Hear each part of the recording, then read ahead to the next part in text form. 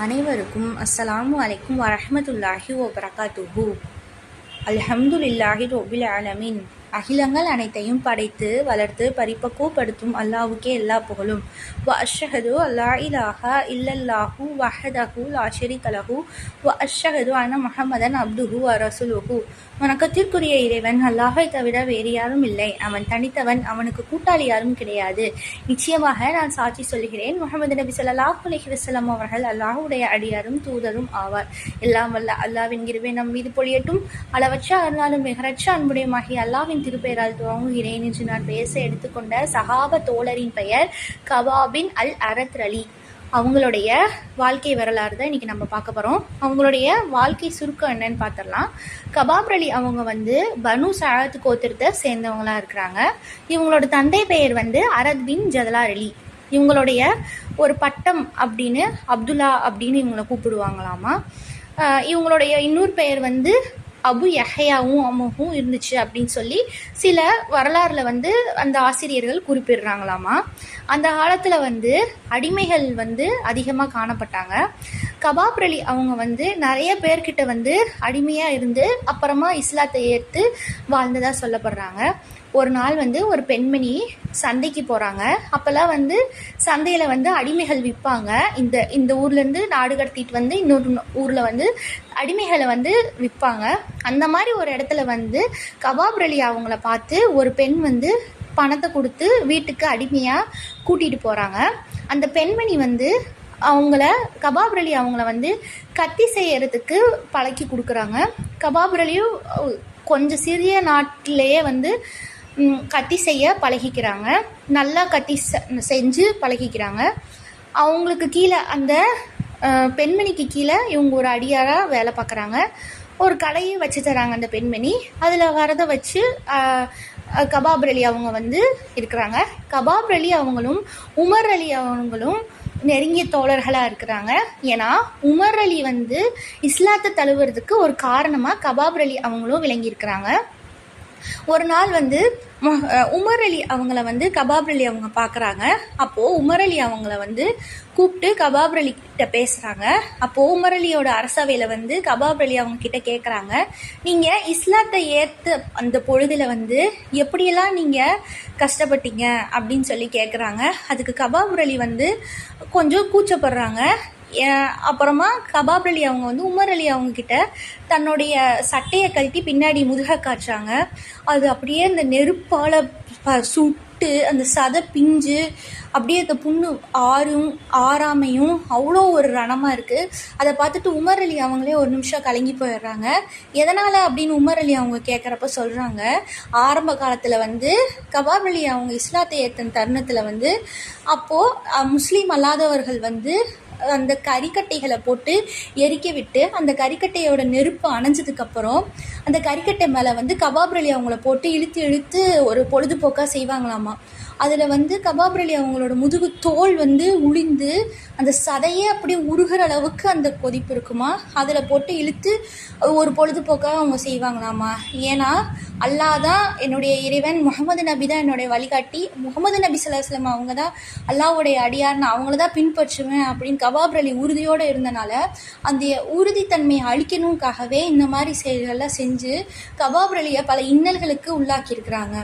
முஸ்லீமாக அந்த காலத்தில் முதல் 6வது கபாப் அலி தான் அவங்க இஸ்லாத்தை தழுவி இருக்கிறாங்க.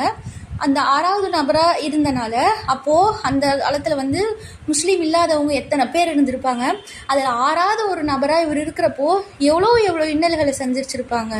அப்போது அந்த அளவு இன்னல்களை சந்தித்துமே அவங்க இஸ்லாத்தை கைவிடாமல் பற்றோடு அல்லாஹ் மேலே இருக்கிற பயத்தோடு இருந்தாங்க. ரொம்ப கடினப்பட்டு தான் இஸ்லாத்தை கபாப் அலி அவங்க ஏற்றுக்கிட்டாங்க. ஏன்னா அன்றைய காலத்தில் முஸ்லீம்களினுடைய எண்ணிக்கை கம்மியாகவே இருந்தனால. கபாப் அலி அவங்க இருந்த காலத்தில் முகமது நபி ஸல்லல்லாஹு அலைஹி வஸல்லம் அவங்களுக்கு பெரிதாக யாருமே மரியாதை கொடுக்க மாட்டாங்களாமா. முகமது நபியை எல்லாருமே பனு ஹாசிம் பயல் அப்படின்னு சொல்லி ஒரு பட்டப்பேர் மாதிரி தான் கூப்பிடுவாங்களாம். ஆனால் கபாப் அலி அதெல்லாம் அவங்க காதலையே வச்சுக்க மாட்டாராமா. அவரோட குறிக்கோளை எப்பயுமே நேராக இருப்பாராம். என்னுடைய குறிக்கோள் எப்பயுமே அல்லாஹ் ஒருவன் தான் இறைவன், முகமது நபி ஸல்லல்லாஹு அலைஹி வஸல்லம் அவர்கள் அல்லாஹ்வுடைய அடிமை, நாங்கள் அவங்கள வழிபடுறோம் அப்படின்னு சொல்லி இருந்தனால அவங்க அந்த அந்த தருணத்தில் வந்து ஒரு சலசலப்பு, ஒரு அடிமை வந்து ஒரு கூலி வேலைக்கு போகிறவன் வந்து அல்லாஹ் தான் இறைவன், நபி ஸல்லல்லாஹு அலைஹி வஸல்லம் அவங்க தான் வழிகாட்டி அப்படின்னு சொல்கிறான், இவன் வந்து எப்படியாப்பட்டவனாக இருப்பான், இவனுக்கு எவ்வளோ தைரியம் இருக்கும் அப்படின்னு சொல்லி கபாப் ரலியை பண்ணாத கொடுமையெல்லாம் இல்லையா, அவ்வளோ கொடுமை பண்ணியிருக்கிறாங்க இஸ்லாத்தை வந்து ஏற்றுக்கக்கூடாது அப்படின்னு. உமர் அலி அவங்க வந்து இஸ்லாத்தை ஏற்றுக்கிட்டதுக்கு முக்கியமான காரணமும் கபாப் ரலி அவங்க தான். கபாப் ரலி அவங்க வேலை பார்த்த எஜமானி அவங்களுக்கு வந்து இந்த செய்தி போகுது. என்ன அப்படின்னா, கபாப் ரலி அவங்க வந்து 6ஆவதா இஸ்லாத்தை தழுவி இருக்கிறாங்க அப்படின்னு சொன்னோடனே அவங்களோட எஜமானியான அவங்க வந்து ரொம்ப கோவப்பட்டு அவங்களோட தம்பியை கூப்பிட்டு சொல்கிறாங்க, இவன் வந்து என்கிட்டே அடிமையாக இருந்துக்கிட்டு நம்ம சமூகத்துக்கு எதிராகவும் நம்ம மூதாதையருக்கு எதிராகவும் இந்த நாட்டுக்கு எதிராகவும் ஏதோ ஒருத்திங்களை பின்பற்றி வந்து இவன் இஸ்லாத்தை தழுவிருக்கேன்னு வந்து சொல்கிறான், இவனை என்னன்னு கேளு அப்படின்னு சொன்னோடனே கபாப் ரலி அவங்கள வந்து அந்த எஜமானியோட தம்பி வந்து தினமும் மத்தியானம் வந்து அவங்க பாலைவனத்தில் இருந்தனால அந்த ஒரு கொதிக்கிற வெயில் மூளையே உருகி வெளியேற அளவுக்கு அந்த சூடு இருக்குமா, அதில் வந்து கபாப் ரலி அவங்களுடைய உடைகளை அவுத்துட்டு இரும்பால் செஞ்ச உடைய அவங்களுக்கு போட்டு விட்டு அந்த உச்சி வெயிலில் வந்து கபாப் ரலியை படுக்க வைப்பாங்களாமா. அதுலேருந்து அவருக்கு தண்ணி தாக எடுக்குமா, பசி எடுக்குமா, ஒன்றுமே முடியாதா, மயக்கம் போட்டு விழுந்துடுவாரா, இது மாதிரி தினமும் அவங்களுக்கு செஞ்சிட்டு இருந்தாங்களாமா. ஒரு நாள் அவங்க எஜமானி என்ன செஞ்சாங்களாமா, முகமது நபி ஸல்லல்லாஹு அலைஹி வஸல்லம் அவங்க வந்து கபாப் ரலி அவங்கள பார்த்துட்டு போன உடனே வந்து அதை பொறுக்க முடியாத அவங்க எஜமானி அவங்க இரும்பு பட்டறையில் தானே வச்சுருந்தாங்க, அந்த இரும்பு பட்டறையில் வந்து சூடான ஒரு கம்பியை காய்ச்சிட்டு வந்து கபாப் ரலி அவங்க தலையில் வந்து தினமும் சூடு போடுவாங்களாம். நீ எப்படி அவங்கக்கிட்ட பேசலாம், நம்ம சமுதாயத்துக்கு எதிராக நீ எப்படி பண்ணலாம் அப்படின்னு சொல்லி மிக மிக அவங்க எஜமானிக்கிட்ட அவங்க கொடுமையை அனுபவிச்சாங்களாமா. ஏன்னா அவங்க ஒரு அடிமையாக இருந்தனால ரொம்ப கஷ்டப்பட்டு தான் இஸ்லாத்தில் இவங்க இருந்திருக்கிறாங்க கபாப் ரலி. அப்புறம் ஒரு 5 பேர், ஒரு சூழ்ச்சிகரமான 5 பேர், அபு சுஃபயான், அல் வலீத், அபு ஜஹல், இன்னும் அம்ர் இப்னு ஹிசாம், இவங்க ஒரு குழு மாதிரி அமைக்கிறாங்க. இவங்க குழுவோட தீர்மானம் என்னன்னா, யாரெல்லாம் இஸ்லாத்தை ஏற்கிறாங்களோ அவங்க எல்லாத்தையும் கூட்டிகிட்டு போய் கொடுமை பண்ணுறது. ஏற்கனவே இவங்க எஜமானியோட தம்பி வந்து இந்த மாதிரி கொடுமை பண்ணிகிட்டு இருந்தாங்களா, இது இன்னும் நிறைவேறவும் இன்னும் தினம் அணுவாக கபாப் ரலி அவங்கள வந்து ரொம்ப கொடுமை பண்ணாங்களாமா. கபாப் ரலி மட்டும் இல்லை, அந்த இஸ்லாத்தை யாரெல்லாம் மறைமுகமாக ஏற்றாங்களோ வெளிப்படையாக ஏற்றாங்களோ அவங்க எல்லாத்துக்குமே இந்த குழுவை சேர்ந்தவங்க வந்து ரொம்ப கொடுமைப்படுத்துகிறாங்களாமா. அந்தந்த கோத்திரத்தை சேர்ந்த ஒவ்வொருத்தையும் தலைமை மாதிரி வச்சு அவங்க எல்லாத்தையும் அவ்வளோ கொடுமை பண்ணாங்களாமா. அப்புறம் ஒரு நாள் என்ன பண்ணாங்களாம், நபி ஸல்லல்லாஹு அலைஹி வஸல்லம் அவங்க கிட்ட போய் எல்லாரும் சேர்ந்து முறையிட்டாங்களாமா, இந்த மாதிரி முஸ்லீம் இல்லாதவங்க எங்களைய பாடாப்படுத்துகிறாங்க, எங்களால் தாங்க முடியல, அல்லாஹ்விட எங்களுக்காக துவா கேளுங்க அல்லாஹ்வின் தூதரே அப்படின்னு கேட்டதுக்கு நபி ஸல்லல்லாஹு அலைஹி வஸல்லம் அவங்க சொன்னாங்களாமா, இதில் வந்து புகாரி ஹதீஸில் 3612 இடம் பெற்றிருக்கு. என்ன அப்படின்னா, நபி ஸல்லல்லாஹு அலைஹி வஸல்லம் அவங்க வந்து காபாவோட நிழலில் சால்வையை வைத்து படுத்திருந்தாங்களாமா.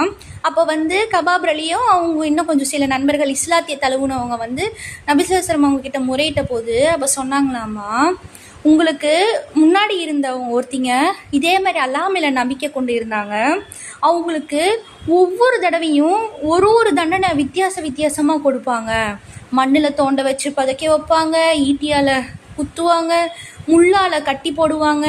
அப்பையும் அவர் ஒரு நாள் ஒரு பொழுதும் வந்து அவருடைய நம்பிக்கையிலிருந்து மாறுபட்டது கிடையாது. அல்லாஹ் தஆலா ரபில் ஆலமீன் மீது இருந்த சத்தியத்திலிருந்து அவர் விலகினது கிடையாது. இவ்வளோ கொடுமையை தாண்டியுமே அவர் இஸ்லாத்தை தழுவி இருந்தார். அதெல்லாம் நினைக்கிறப்போ நம்மளோட கொடுமைகள் கம்மி தான். அல்லாஹ் மீது ஆணையிட்டு கூறுகிறேன், நீங்கள் எல்லாருமே அல்லாஹ் மீது நம்பிக்கையோடு இருந்தோம்னா நமக்கு மறுமையில் நிச்சயமாக ஒரு நல்ல வாழ்வு இருக்குது அப்படின்னு சொல்லி நபி ஸல்லல்லாஹு அலைஹி வஸல்லம் அவங்க வந்து ஆறுதல் கூறி எல்லாத்தையும் அனுப்பிச்சி வச்சாங்களாமா. அதுலேருந்து கபாப் ரலி இன்னும் ஒரு மன உறுதியோடு இருக்க ஆரம்பிச்சிட்டாராமா. எப்படியாப்பட்ட சங்கடம் வந்தாலும் எவ்வளோ பெரிய சண்டைகள் வந்தாலுமே கபாப் ரலி அவங்க வந்து அவங்களுடைய மும்மார்த்தியான கொள்கையிலிருந்து ஒருபோதும் விலகினது கிடையாதா, இஸ்லாத்துலேருந்து ஒருபோதும் அவங்க விலகினது கிடையாதாம்மா. ரொம்ப ஏழ்மையில் இருந்தவர், ரொம்ப பசி பட்னியமாக இருந்தவர். அப்புறமா நபி ஸல்லல்லாஹு அலைஹி வஸல்லம் அவங்களுக்கு வஹி வந்த பிறகு எல்லாம் மக்காவிலேருந்து மதினாவுக்கு ஹிஜ்ரத் செஞ்சதுக்கப்புறமா ஒரு நிம்மதியான வாழ்க்கையை வாழ ஆரம்பித்தாங்க எல்லா முஸ்லீம்களுமே. கொஞ்சமாக கபாப் ரலி அவங்களுடைய சுய சம்பாத்தியம் மூலிமா சில பொருட்கள்லாம் சேர்க்க ஆரம்பித்தார். ஆனால் என்ன சொல்கிறாரு கபாப் அலி அப்படின்னா, நான் வந்து இங்கே சம்பாதிக்கிற பொருள் எதுவுமே எனக்கு நிரந்தரமானது கிடையாது. நிச்சயமாக அல்லாஹ் தஆலா எனக்கு மறுமையில் கொடுக்கறது தான் எனக்கு எல்லாமே நிஜமானது அப்படின்னு சொல்கிறாங்க. கபாப் அலி அவங்கள எந்த அளவுக்கு அவங்க ரொம்ப கொடுமையாக அனுபவிச்சிருக்காங்கன்னா, அவங்க வந்து அந்த வேலை பார்த்துட்டு இருந்தப்போ புகாரி ஹதீஸில் 2091 வருது.